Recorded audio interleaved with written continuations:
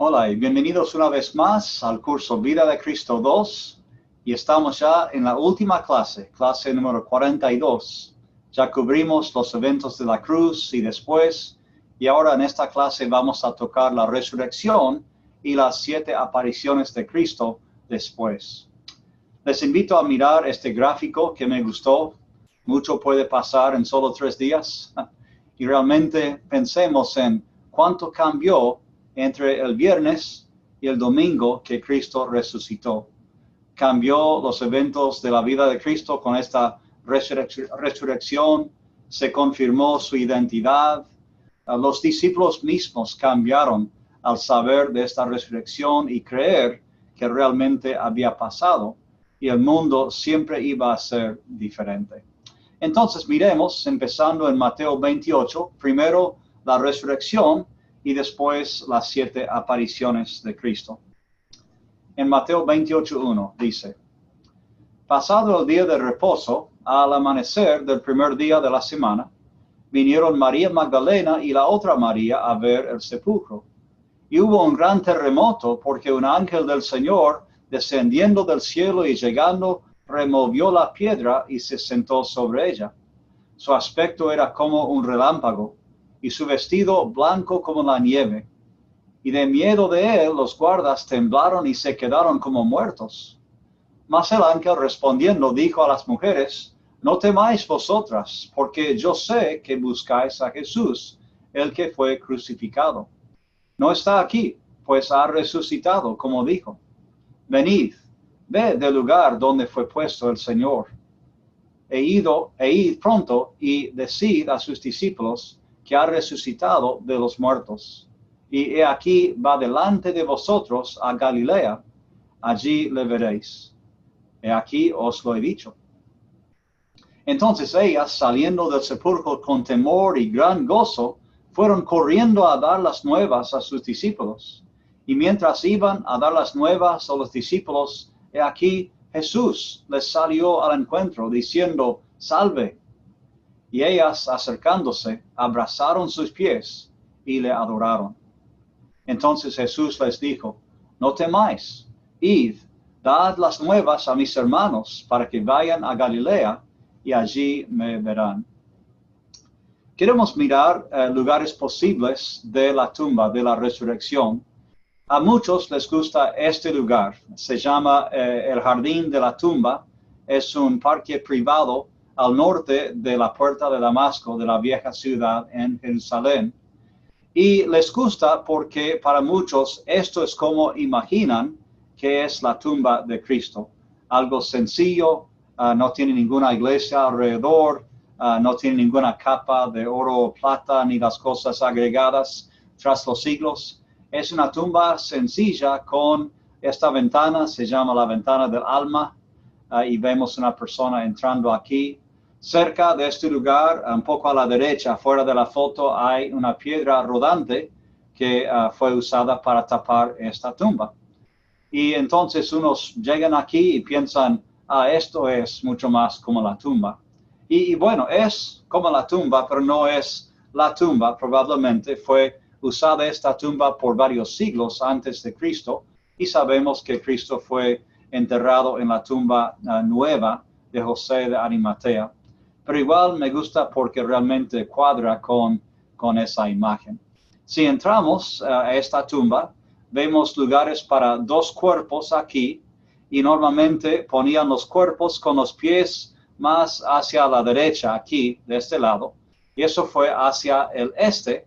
Entonces, si uno estaba acostado ahí, uno en la resurrección, la llegada del Mesías, uno iba a sentarse, resucitándose, y mirando hacia allá iba a ver al Mesías llegando. Y aquí a la izquierda de este lugar hay un lugar para la familia que pueden estar aquí y velar a la persona muerta. En la pared, justo a la derecha de esa tumba que miramos, vemos este icono de hace siglos. No sabemos exactamente cuándo fue puesto, pero hay varios símbolos que tienen que ver con Jesucristo. Este símbolo aquí de la flor con 3 pétalos, que es un símbolo de la Trinidad. Esto aquí, la omega, alfa y la omega, y después tenemos Jesús Christus con esas letras ahí, y por supuesto la cruz misma, ¿sí? Entonces unos preguntan, ¿será que pusieron esto aquí porque pensaban que fue la tumba de Cristo? Y no sabemos con certeza, pero es bastante seguro que no es esta. Más lejos de este lugar hay otra tumba cerca del Monte Carmelo, más al norte hacia Galilea. Hay una tumba que nos llama la atención porque otra vez es la imagen que tenemos de la tumba de Cristo, con la apertura aquí y con la piedra rodante aquí al lado, como imaginamos ese primer domingo. Y me gusta este cuadro aquí que fue pintado por un artista cristiano de Cristo saliendo de la tumba.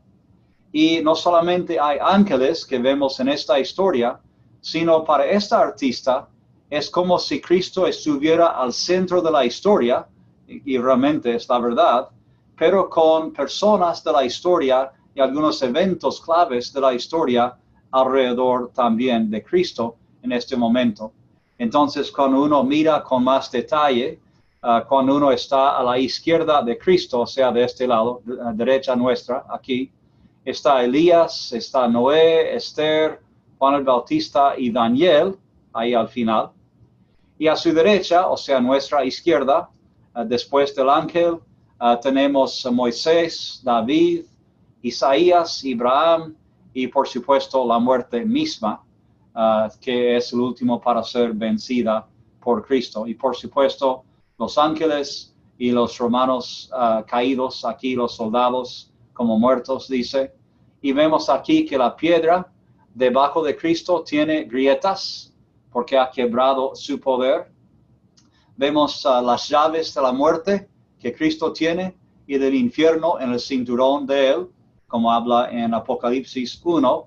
Y vemos ahí en el fondo a la derecha las tres cruces, la cruz central de Cristo aquí, de Gólgota, y el arco iris también, como la promesa de Dios que iba a salvar el mundo, no destruirlo otra vez. Así que mucho para meditar en este cuadro. Bueno, vemos que en los evangelios, si juntamos todas las historias, vemos 7 apariciones de Cristo después de la tumba, ¿sí? Y realmente, por un lado, son bastante, por otro, eran 40 días, y solo 7 momentos de 40 días tenemos ahí en las Escrituras.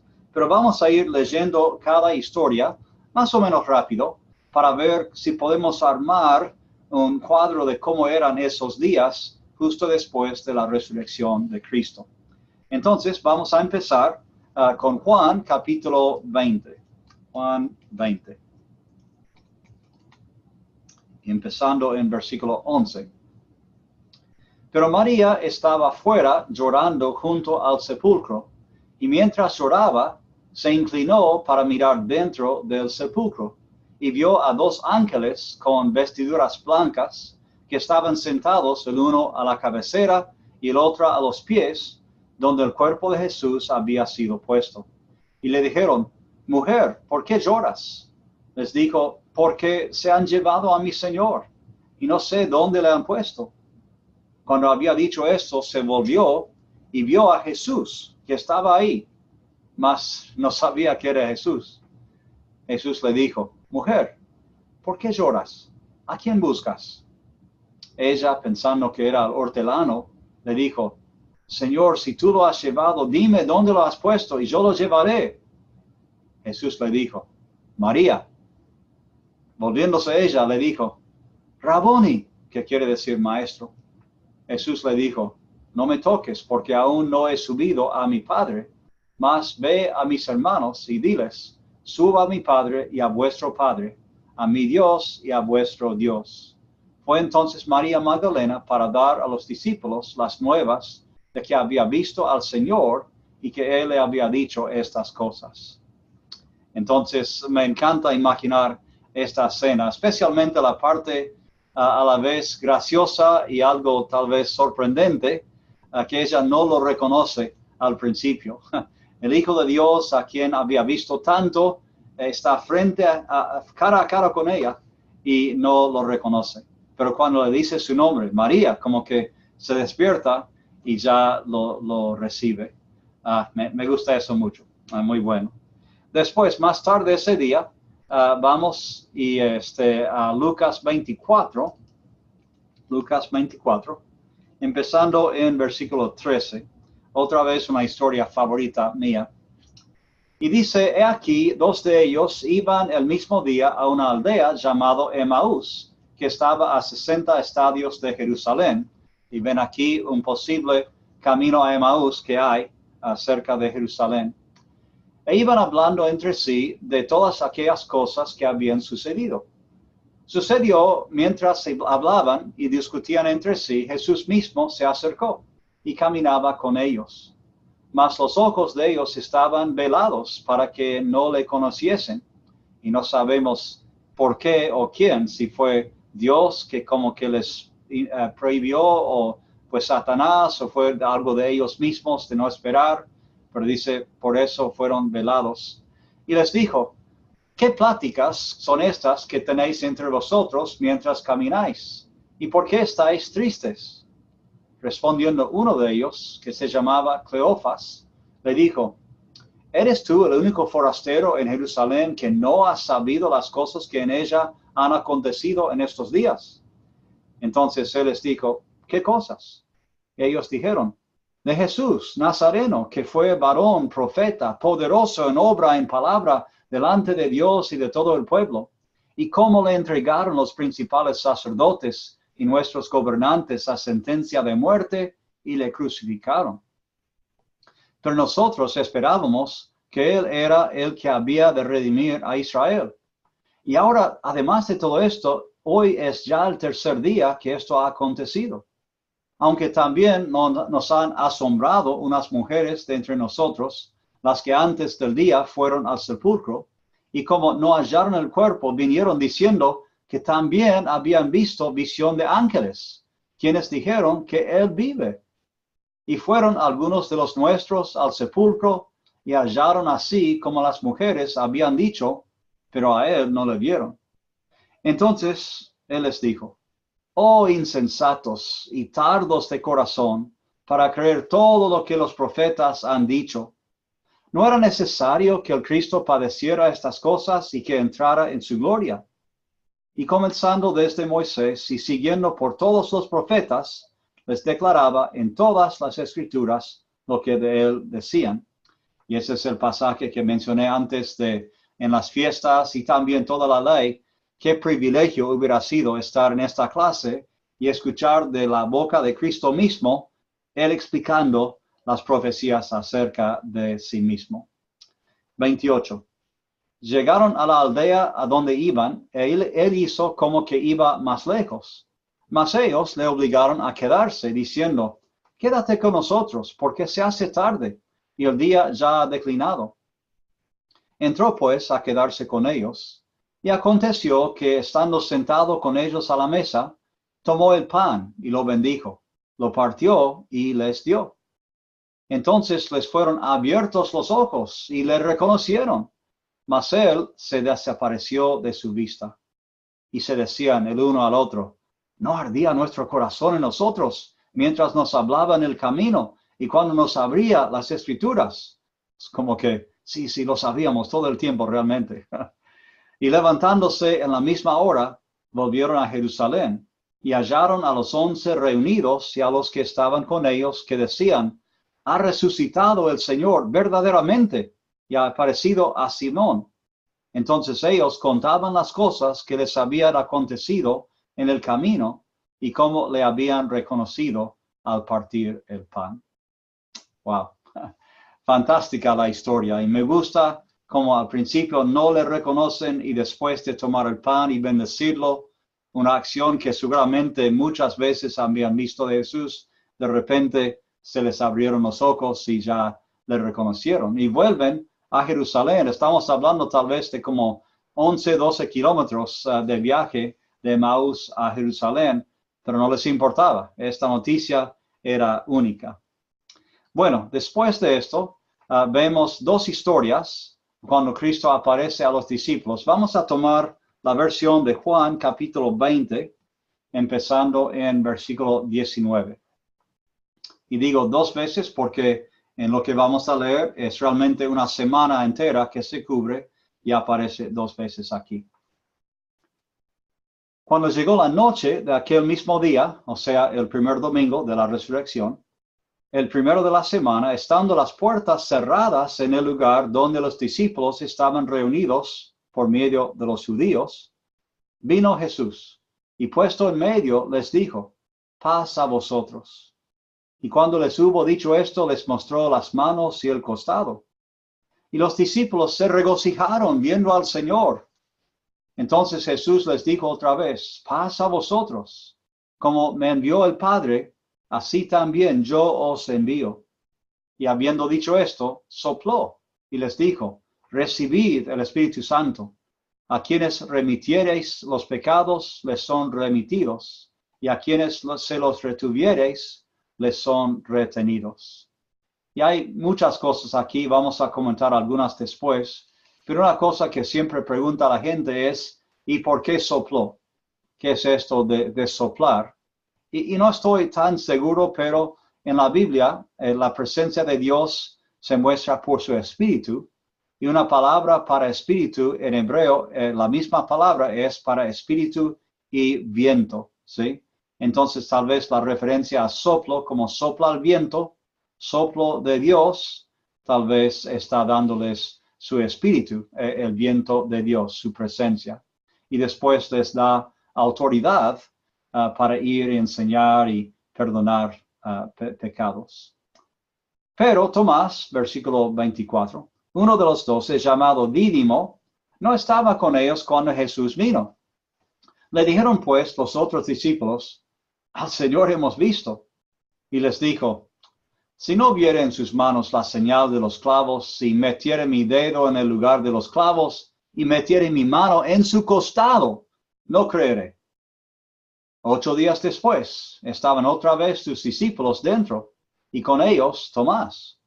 Llegó Jesús, estando las puertas cerradas, y se puso en medio y les dijo, paz a vosotros. Luego dijo a Tomás, pon aquí tu dedo y mira mis manos, y acerca tu mano y métela en mi costado, y no seas incrédulo, sino creyente. Me encantaría ver la cara de Tomás en ese momento. Yo sé que lo dije, pero ahora sí lo creo. Entonces Tomás respondió y le dijo, Señor mío y Dios mío. Jesús le dijo, ¿por qué me has visto, Tomás? ¿Creíste? Bienaventurados los que no vieron y creyeron, que somos ustedes y somos yo. Bueno, otra vez una historia sorprendente. Y con esta historia menciona algunas cosas del cuerpo de Cristo que nos llaman la atención. Y quiero considerar un poco algo de lo que es esta historia del cuerpo de Cristo, ¿sí? Porque podemos mirar bastante de lo que puede hacer el cuerpo de Cristo en su ministerio, pero después de la resurrección parece que el cuerpo de Cristo puede hacer otras cosas. Entonces queremos considerar un poco lo que puede hacer como cosas ordinarias y cosas extraordinarias. Si miramos esta historia de Juan 20 y las otras también conectadas después de la resurrección, vemos que Él puede hacer cosas normales, puede hablar, puede enseñar, puede respirar y caminar, puede estar parado sobre una orilla, como vemos en Juan 21. Ahí prende un fuego y cocina pescado y come con ellos. Parece que Él es sólido. Aquí en esta historia Tomás lo toca, entonces no es fantasma que no pueden tocar. Y Él también tocó otras cosas que Él puede agarrar y tomar. Y algo interesante, era reconocible, porque si hubiera venido con otro cuerpo, pues sería diferente, pero ellos lo reconocieron, la mayoría, menos el caso por un tiempo con María y un tiempo con los dos discípulos en el camino a Emaús. Y también después de volver, él buscó a las mismas personas y siguió con las mismas relaciones de amistad con sus discípulos y la gente conocida. Entonces, por este lado, vemos que el cuerpo de Cristo es totalmente normal y sólido, es físico, no es solamente espíritu.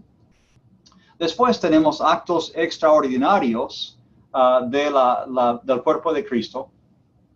Y él en esta historia, por ejemplo, parece pasar por la pared y dos veces, no solamente una vez. Él puede aparecer y desaparecer, como vimos en el camino a Emaús. Y después lo vemos en la ascensión y sube de ahí hasta el cielo, cosa que es extraordinario. Y él parece mover de un lugar a otro bastante rápido, ¿sí? Entonces uno ve todo eso y dice, ok, el cuerpo de Cristo es diferente y similar a lo que era antes. Y hay un pasaje de Filipenses 3, 20 y 21 que nos llama la atención porque dice que Cristo transformará el cuerpo nuestro para que sea semejante al cuerpo de la gloria suya. Y miramos lo que puede hacer este cuerpo de Cristo aquí en Juan y en Lucas y Marcos y Mateo. Y nos preguntamos, ¿cómo seremos como Él? ¿Será que podremos hacer todas las cosas que Él hizo aquí? ¿O hay otras formas en que seremos parecidos? Pero es interesante pensar y sabemos que después de la resurrección ya tendremos otro tipo de cuerpo, se transformará, según 1 Corintios 15, y será muy interesante para ver cómo es ese cuerpo que tendremos para la eternidad. Bueno, seguimos pues con la próxima historia de Juan 21, de 1 al 14, una historia bien conocida aquí. Dice así: Después de esto, Jesús se manifestó otra vez a sus discípulos junto al mar de Tiberias, y se manifestó de esta manera. Estaban juntos Simón Pedro, Tomás llamado el Dídimo, Natanael, el de Caná de Galilea, los hijos de Zebedeo, y otros dos de sus discípulos. Simón Pedro les dijo, voy a pescar. Ellos le dijeron, vamos nosotros también contigo. Y fueron y entraron en una barca, y aquella noche no pescaron nada. Esto les suena. Cuando ya iba amaneciendo, se presentó Jesús en la playa, mas los discípulos no sabían que era Jesús. Y les dijo, hijitos, ¿tenéis algo de comer? Le respondieron, no. Él les dijo, echad la red a la derecha de la barca y hallaréis. Entonces la echaron y ya no la podían sacar por la gran cantidad de peces. Ya otra vez están captando, ¿sí? Entonces aquel discípulo a quien Jesús amaba dijo a Pedro, es el Señor. Simón Pedro, cuando oyó que era el Señor, se ciñó la ropa porque se había despojado de ella y se echó al mar. Y los discípulos vinieron con la barca, arrastrando la red de peces, pues no distaban de tierra, sino como 200 codos. Al descender a tierra, vieron brasas puestas y un pez encima de ellas y pan. Jesús les dijo, traed de los peces que acabáis de pescar. Subió Simón Pedro y sacó la red a tierra, llena de grandes peces, 153, y aun siendo tantos, la red no se rompió. Les dijo Jesús, venid, comed. Y ninguno de los discípulos se atrevía a preguntarle, ¿tú quién eres? Sabiendo que era el Señor. Y en eso pienso, es un poco como las veces cuando estamos lejos de casa y vemos a alguien y parece que lo conocemos, pero decimos, eso es fulano, ¿no? Creo que es fulano, no, pero un poco así, ¿no? Piensan que es Jesús, casi seguros, nadie quiere preguntar porque realmente en el corazón saben que es Él. Vino pues Jesús y tomó el pan y les dio, y asimismo del pescado. Esta era ya la tercera vez que Jesús se manifestaba a sus discípulos después de haber resucitado de los muertos, ¿sí? Entonces, tercera vez con los discípulos, pero vamos a mirar 7 veces en total para toda la gente. Ahora quiero mirar otra cosa, que es otra vez un video que filmamos en Israel de los videos 360. Déjenme ponerlo aquí. Y escuchen esto. Vamos a dejar escuchar un tiempo porque es parte de lo bueno de este video.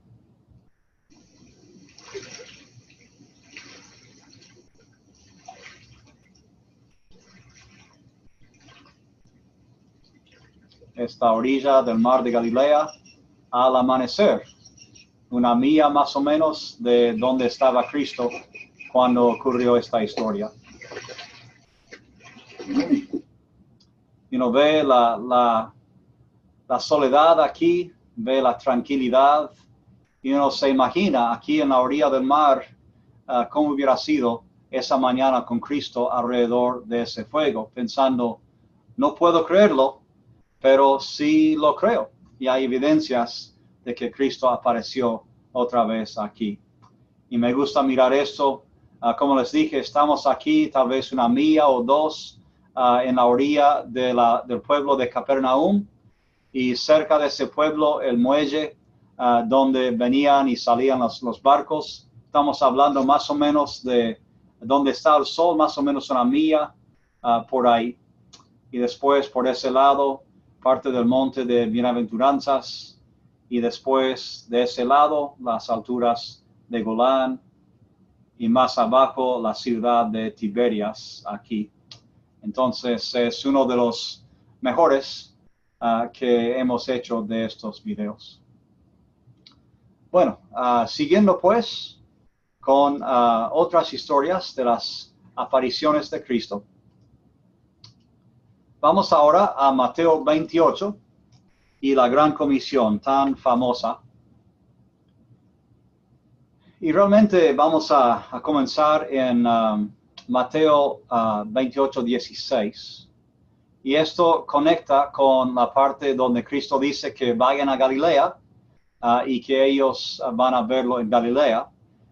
No sabemos el orden exacto de los eventos, pero tal vez esta gran comisión ocurrió después de comer juntos en la orilla del mar, ¿sí?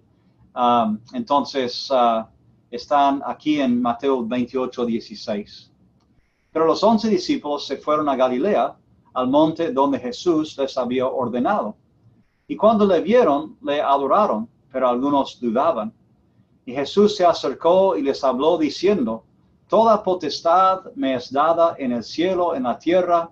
Por tanto, id y haced discípulos a todas las naciones, bautizándolos en el nombre del Padre y del Hijo y del Espíritu Santo, enseñándoles que guarden todas las cosas que os he mandado. Y aquí yo estoy con vosotros todos los días hasta el fin del mundo. La gran comisión. Ahora, la pregunta es, cuando dicen 16, al monte donde Jesús les había ordenado, ¿cuál monte es? Y hay varias posibilidades. Algunos creen que es el monte Tabor, donde miramos que era posible para la transfiguración, y esto queda más al sur de Galilea, más o menos paralelo con el punto sureño del mar, y más adentro, más al oeste del mar de Galilea. Esa es una posibilidad, pero está bastante retirado del mar de Galilea, y si estos eventos ocurrieron más o menos alrededor del mar, como vemos en Juan 21, el monte Tabor realmente no es muy buena posibilidad. Después hay otro monte que se llama el monte de Arbel, o los precipicios de Arbel, y vemos aquí desde atrás, mirando hacia el norte, la llanura de Genezaret aquí, el mar de Galilea aquí, y estos son los precipicios de Arbel aquí, que hemos visto en algunos videos. Ya acercándonos, estamos ya parados sobre los precipicios de Arbel, y vemos aquí cómo es el cuadro de Galilea, la llanura, Capernaum, monte de Bienaventuranzas aquí, Bethsaida cruzando el río, y las alturas de Golán al este del mar de Galilea. De abajo se ven así sacábamos esa foto desde aquí arriba y ya vemos cómo son desde abajo. Es posible este lugar, pues, como el monte al cual Cristo los mandó en Galilea. Pero yo creo que es más factible tal vez el monte de las bienaventuranzas, donde dio el sermón del monte que hemos visto en las fotos ya. Aquí está la iglesia de las bienaventuranzas. El precipicio de Arbel está más al sur, a la izquierda, aquí. Y tal vez vino a este monte que estaba tan cerca de Capernaum, al lado del mar, cerca de la orilla, donde estaban tal vez con el pescado, con ese desayuno. Yo creo que este fue el lugar más común, más usado por Cristo en su ministerio en Galilea. Y otra vez podemos imaginar este lugar y estando sentado con Cristo ya en el monte y escuchando la gran comisión aquí. Ahora, un lugar que sabemos que no fue es el Monte de Olivos, ¿sí? Porque sabemos que Cristo ascendió del Monte de Olivos y la Gran Comisión ocurrió en Galilea, ¿sí? Entonces, la Gran Comisión no fue en el Monte de Olivos. Yo antes pensaba eso, pensaba que él dijo la Gran Comisión y después, ¡fum!, subió para arriba, pero no es así. Estuvo en Galilea y tal vez unos días después se fue para ir a Jerusalén y el monte. Entonces, llegamos a las instrucciones finales. Vamos a Hechos para esto, porque Hechos tiene la versión más completa, tal vez, de los eventos finales, aunque no está en los evangelios. Realmente es muy parecido a Lucas 24 al final. Dice en Hechos 1, en el primer tratado, oh Teófilo, hablé acerca de todas las cosas que Jesús comenzó a hacer y a enseñar hasta el día en que fue recibido arriba, después de haber dado mandamientos por el Espíritu Santo a los apóstoles que había escogido, a quienes también, después de haber padecido, se presentó vivo con muchas pruebas indubitables, apareciéndoseles durante 40 días y hablándoles acerca del reino de Dios. Y estando juntos les mandó que no fueran de Jerusalén, sino que esperasen la promesa del Padre, la cual les dijo, oísteis de mí. Porque Juan ciertamente bautizó con agua, mas vosotros seréis bautizados con el Espíritu Santo dentro de no muchos días. Entonces los que se habían reunido le preguntaron, diciendo, Señor, ¿restaurarás el reino a Israel en este tiempo? Y les dijo, no os toca a vosotros saber los tiempos o los sazones que el Padre puso en su sola potestad, pero recibiréis poder cuando haya venido sobre vosotros el Espíritu Santo, y me seréis testigos en Jerusalén, en toda Judea, en Samaria y hasta lo último de la tierra. Y habiendo dicho estas cosas, viéndolo ellos, fue alzado, y le recibió una nube que le ocultó de sus ojos. Y estando ellos con los ojos puestos en el cielo, entre tanto que él se iba, y aquí se pusieron junto a ellos 2 varones con vestiduras blancas, los cuales también les dijeron, varones galileos, ¿por qué estáis mirando al cielo? Este mismo Jesús, que ha sido tomado de vosotros al cielo, así vendrá como le habéis visto ir al cielo. Y es otra historia que me gusta, ¿sí? La pregunta especialmente de los ángeles aquí, ¿por qué estáis mirando al cielo? Y ellos le miran, porque jamás hemos visto a nadie subir así al cielo. Es gracioso para mí esa parte. Entonces tenemos esta descripción de las últimas instrucciones de Jesús y después la ascensión de él. Y otra vez queremos mirar un poco dónde podría haber ocurrido este evento final del ministerio de Jesús aquí, al final de los 40 días, cuando asciende. Aquí vemos el Monte de Olivos, toda esta sección aquí, corriendo detrás de Jerusalén.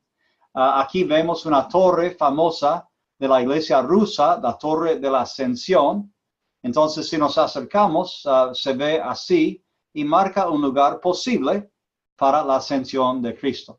No se sabe con exactitud, porque hay como 4 picos, como mencionamos en el Monte de Olivos, pero sabemos que estamos muy cerca. Sí, es el Monte de Olivos y no es tan grande. También a otro lugar cerca de la torre, que es la cúpula de la Ascensión. Antes era una mezquita, pero ahora se usa para recordar ese momento. Y si uno entra, ve hacia arriba la luz entrando a este lugar. Y en el centro del piso, en esta cúpula, tiene esto que parece ser una huella de alguien. Entonces algunos dicen que es la última huella de Jesús en la tierra, ¿sí? Que de aquí como saltó hacia el cielo, ¿no? Y otra vez no hay forma de saber, pero sabemos que estamos cerca del lugar, ¿ok? Ahora, si tratamos de asimilar todo lo que hemos mirado de estas 7 apariciones de Jesús después de salir de la tumba, yo traté de armar una cronología de los 40 días que dice en Hechos 1 que tenía. O sea que estuvo en la tumba, salió, tuvo 40 días en la tierra, ascendió y después 10 días faltaron para Pentecostés, el comienzo de la iglesia. Yo digo, podemos ubicar bien estos eventos en los días y tal vez otros eventos. Entonces, primero, día 1, tenemos la resurrección de la tumba que leímos en varios pasajes. Y tenemos también ese mismo día, domingo, la aparición a los discípulos cerca de Emaús. Y también a la noche, la aparición a los apóstoles en Jerusalén. Todo eso el primer día. Entonces, 3 de las apariciones el primer día. ¿Ok? Después tenemos el día 8, que fue la segunda aparición a los apóstoles en Jerusalén, porque dice que pasado 8 días, o sea, de una semana en 8, así, de hoy en 8, que Tomás está con ellos otra vez y Cristo les aparece otra vez y indica todo a Tomás, y Tomás cree finalmente. Ya es el día 8, o sea, el otro domingo. Después tenemos aquí el día cual sea, para el desayuno en la orilla del mar de Galilea. Y yo supongo que fue algo así, que estuvieron tal vez 8 días más o menos en Jerusalén, y después de haber visto a Cristo 2 veces, ya saben que tienen que ir a Galilea para estar con él. Entonces deciden ir, y son varios días de camino de Jerusalén a Galilea, tal vez como 120 kilómetros más o menos. Entonces van caminando, me imagino, varios días, y Cristo puede viajar como quiera, lo más rápido que quiere. Entonces no sabemos exactamente. Para ellos tenían que caminar, entonces por lo menos tal vez una semana caminando ahí, tal vez un poco menos para llegar a Galilea. Y yo creo que tal vez uno de esos días que están esperando a Cristo ya en Galilea es cuando deciden ir a pescar de noche, y a la mañana siguiente ya viene Cristo a la orilla del mar. Y tal vez, como está tan cerca, tienen en el monte de Mateo 28 la gran comisión ahí. Tal vez es el mismo día que han desayunado juntos, porque están muy cerca, están a como 2-3 kilómetros de ese lugar al monte de bienaventuranzas. Así que tal vez desayunaron ahí y caminaron al monte y les dio la gran comisión ahí mismo. ¿Ok? Después, el otro evento está en Jesús otra vez, están todos ahí, tal vez ya han vuelto para prepararse para el Pentecostés, y tal vez Jesús los llevó ahí y estuvo con ellos en el camino, no sabemos, pero sabemos que están en Jerusalén justo antes de la ascensión, y ahí ocurre la ascensión en día 40, cuando les da las instrucciones finales y asciende al cielo. ¿Ok? Ahora, tal vez ustedes adivinan a dónde voy con esta pregunta. ¿Qué más creen ustedes que hizo Jesús en los 40 días antes de su ascensión? Porque vemos aquí como 6 días máximo para estos eventos. Y uno dice, ¿y los otros días qué? ¿Qué eventos ocurrieron? ¿Qué conversaciones pasaban entre ellos, ¿no? Entonces es mi pregunta y me encantaría escuchar de ustedes por correo o algo así, con sus pensamientos aquí.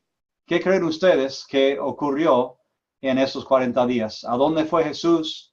¿Con quién habló? ¿Qué hicieron los discípulos? ¿Dónde estaban? ¿Estaban en Galilea más o estaban en Jerusalén más?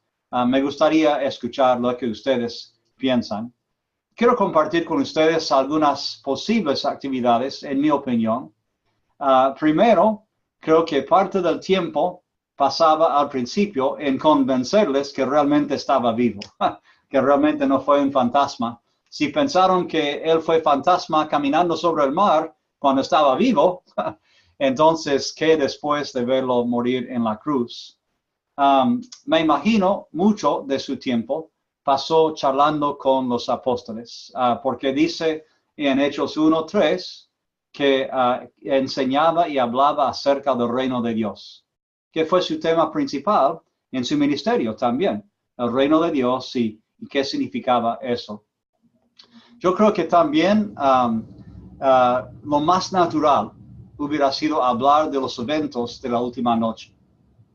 Si soy Pedro, si soy Juan, los discípulos, y lo veo tal vez al lado del fuego esa mañana comiendo pescado, no nos dice nada de la conversación casi. Me imagino que le miraron y dijeron, Jesús, estamos tan tristes, tan arrepentidos, porque te abandonamos esa noche. Por favor, discúlpanos.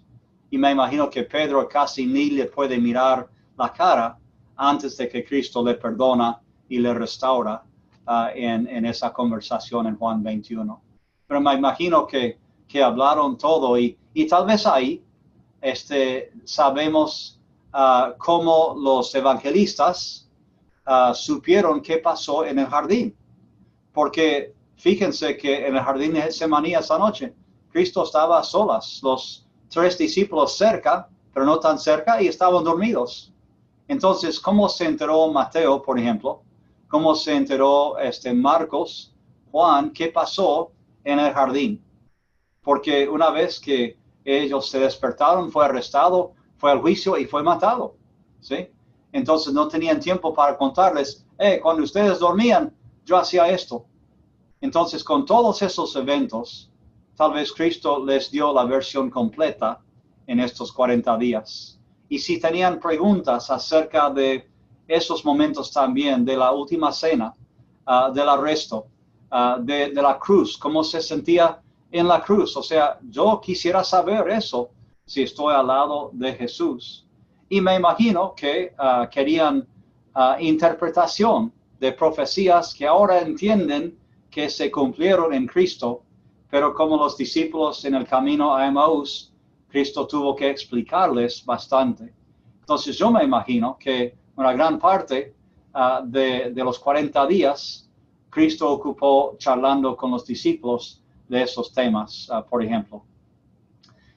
También yo creo que él visitaba a otros que estaban cerca de él. Casi seguramente fue a ver a María en Nazaret, o tal vez ella estaba con los demás en Galilea, cerca del mar. María y Marta y Lázaro, me imagino que quiso estar con ellos. Y si podía viajar así instantáneamente, pues hubiera sido fácil visitar a ellos y otros todos en la misma noche, ¿no? Seguramente charló con José de Arimatea. Algunos piensan que él fue el joven rico que rehusó seguir a Cristo, tal vez cambió y en estos días ya se afirmó y empezó a seguir. Yo me pregunto si hubiera vuelto a ver a los que había sanado en Galilea, si visitó a la hija de Jairo en su casa para cenar, si él fue a la casa de la viuda de Naín, si él fue a la casa de la mujer con el flujo de sangre. O sea, todas las personas que lo vieron y ahora, ¿cómo serían esas conversaciones? En cada casa, contándoles de la resurrección. Y había una frase en 1 Corintios 15 que dice que apareció una vez a más de 500 personas a la vez. Y eso tenía que pasar tal vez en este tiempo.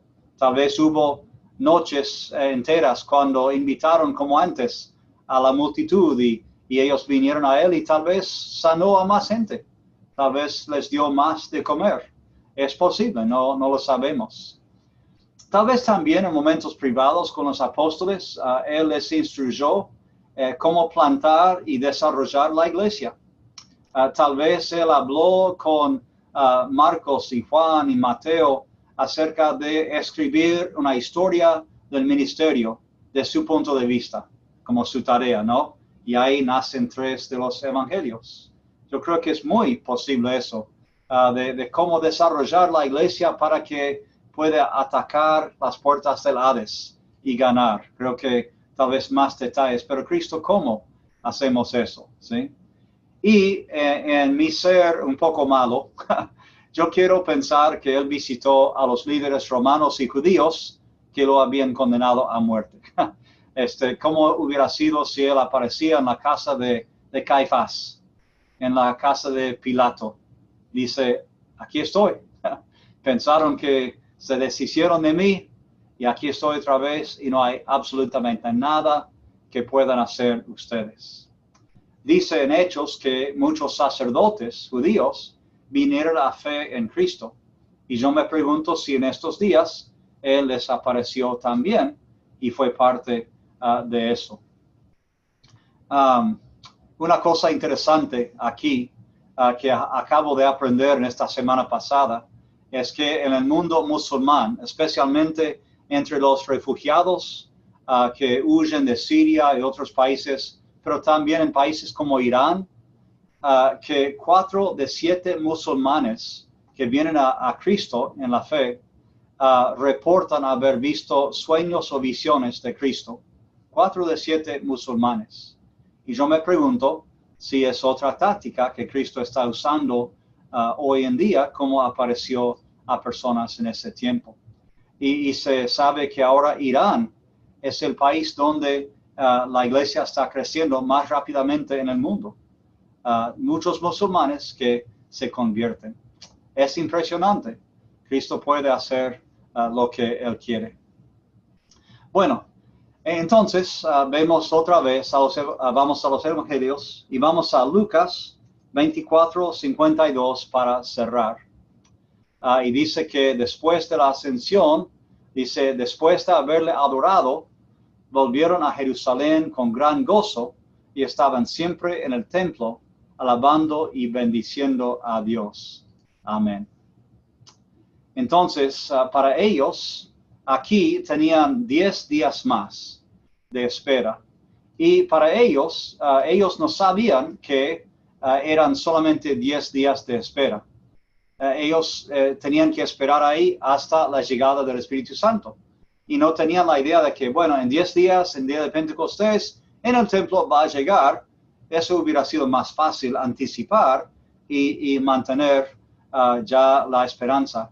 Pero ellos estaban ahí fieles, esperando, orando juntos, reemplazaron a Judas en esos días y esperan la llegada del Espíritu Santo, ¿sí? Entonces llega el Espíritu Santo en Pentecostés, comienza la iglesia y el tiempo de obedecer la gran comisión ya empieza.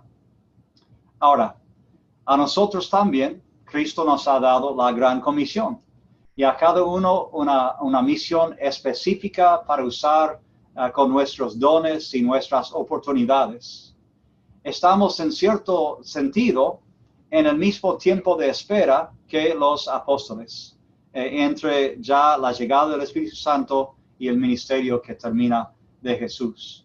Y nosotros hasta morir o hasta que Cristo llegue otra vez, estamos en el momento de espera.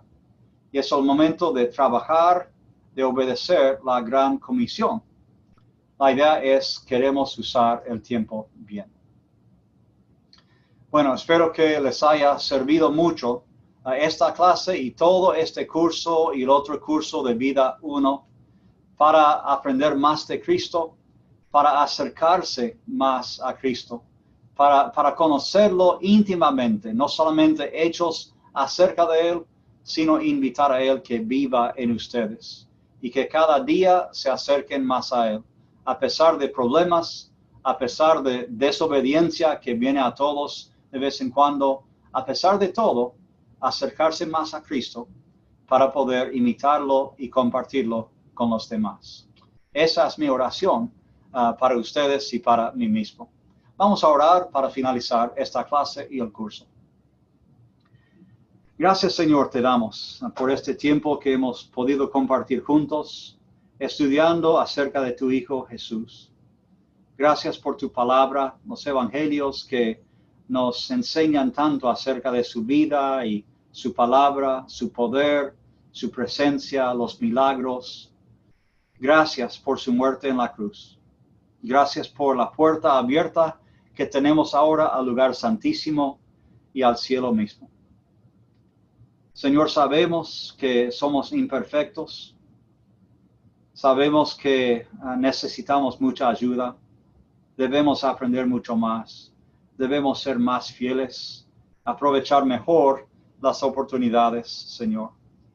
Ayúdanos a acercarnos cada día más a Cristo. Ayúdanos a imitarlo mejor cada momento.